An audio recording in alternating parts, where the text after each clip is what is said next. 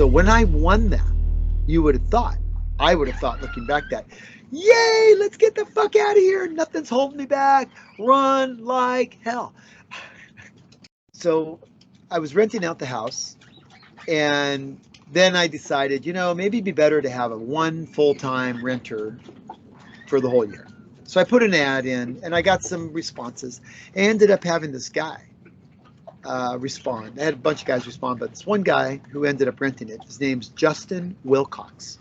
Justin Wilcox is the head coach for Cal Berkeley. So that's California Berkeley. It's a part of the UC California university system. In America or in California, we call it Cal. It's affectionately known as Cal. So if you go to Cal, it's the sort of the figurehead. It's the probably the most popular of all the UC system. And there's I don't even know, 10 or 15 colleges in that UC system.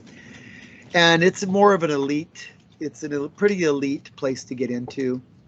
They have an amazing football team. And if you know anything about American football, it's a big damn deal. It's on Saturday, it controls the TV market and now the internet market. They raise more money from their football team than any other thing on the college. More than donations, more than anything else, the football team pays for the school. The royalties for people being entertained by watching football is what funds our education system. So they had better hire a really good coach. So the people they hire, and okay, he's part of the Pac-12, I think. It's the Pacific 12. So there's 12 colleges that all play each other. And I don't know them, but it's an organization. And then there's the East Coast has one, and the West and the North, and they're broken up around the country. The Pac-12, they're part of the Pac-12, and they play each other until they get sort of a pyramid thing. And whoever wins that goes plays the East one. And then between all of those games, the royalties are off the charts. Millions and millions, if not hundreds of millions of dollars brought into the college for that. And with that, they pay for all the other college sports. Women's, I can guarantee you, women's lacrosse, nobody's watching. You're going to get 20 people out on the field.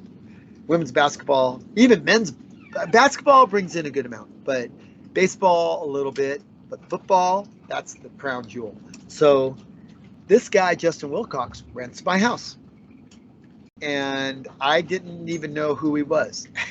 Because he walks to the house, and I said, this is quite a home for a single guy. I said, what do you do? And he goes, oh, I'm the coach for Cal Bears. I was like, oh, and I knew what he meant when he said that. I was like, wow, dude, kudos to you. That's quite an honor to be chosen for that. And then he signed that right at the end of July. Because once I knew I won this lawsuit, then I knew I was really free. He was supposed to move in September 1st. And at that time, he asked me, he goes, why are you renting out your house? And I said, because I'm going sailing. I'm going to go sail around the world. And he was like, oh my God, you're my hero, dude. You have to do this. This is so awesome. That's a dream. You're following your dream. Good for you. So he gave me kudos just like I did him.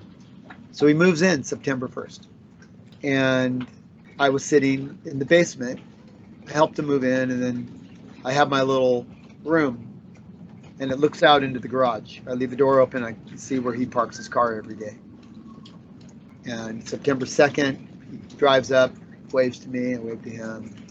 This goes on, 2nd, 3rd, 4th, 5th, about the 10th day. And he gets home every day at about 6 o'clock after he coaches all day. So he drives home every day and sees me sitting there in my little room. And I'm tapping away on my silly little computer. He looks over at me after about the 10th day, and after we say hi a bunch of times. And on the 10th day, he doesn't wave hello.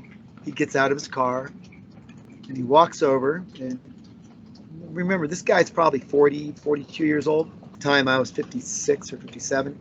And he walks in to my room. His doors are open, from the garage. It's a nice day out. And he He says, can I pull up a chair? I said, sure. And he just sits, he looks at me, he goes, hey, what are you doing?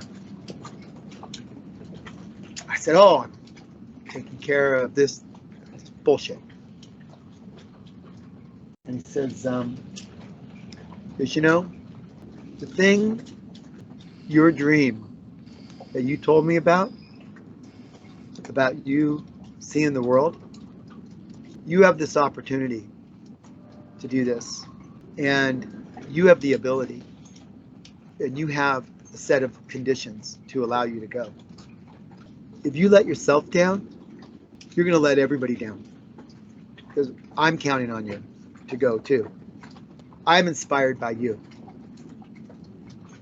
So this coach who inspires everybody tells me I'm inspiring him. Never occurred to me how important my dream was to everybody else. Then he gets up, he goes, look, I've had a hard day. I'm going to go up and make a Manhattan and chill out. You know what to do. And he walks away. And it was that moment I got out of my head. And instead of seeing myself from all of the blocks that all the things that could possibly happen to me, I looked out and said, I matter to everybody. I do. I was like the quarterback. And my ball was to make the strip go. And he allowed me to overcome my fear because he saw that fear in me. Now that was his job because he does it every day with these college players. And he saw it in me like that. He didn't ask me. He just told me. He knew so well. So I was so lucky that this guy popped into my life. And I would say to everybody that what you're thinking, your dream, is every bit as important.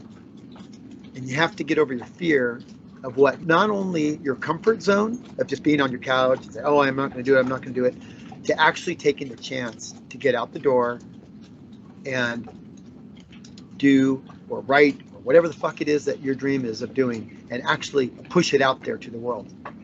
The rest of humanity needs it. That was how I overcame that fear. And the next day I took off. It took about 2 days to get on a plane. I ended up on the road to finding this boat, which is where this whole podcast come from, Finding Grateful.